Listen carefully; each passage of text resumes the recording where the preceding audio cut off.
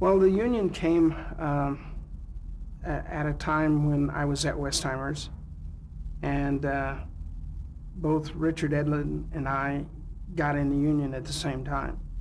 And how we got in was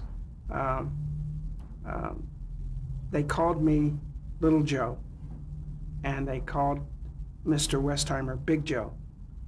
And that was generally their term when they called. I want to talk to Big Joe or I want to talk to Little Joe. And one day, the business agent, Herb Aller, called and says, I want to talk to Little Joe. And so I answered the phone. He said, well, Little Joe, he says, Joe Westheimer's been calling us, and he wants you to join the union. And I said, okay, that's great. And he says, well, he says, as soon as I get a chance, I'll come and see you, and we'll make arrangements for you to get in the union. So I said, wonderful.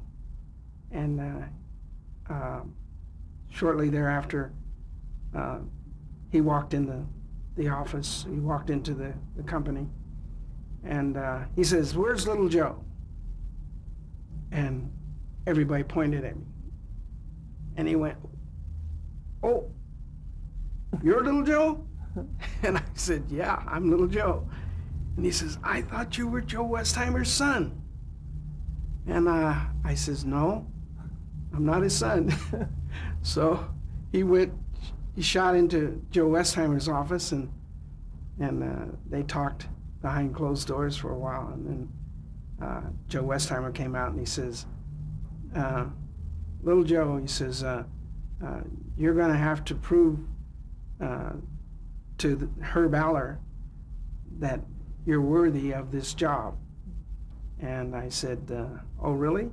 And he says, yeah. He says, do you have any proof? And I says, well, all the shows that I'm doing are proof enough.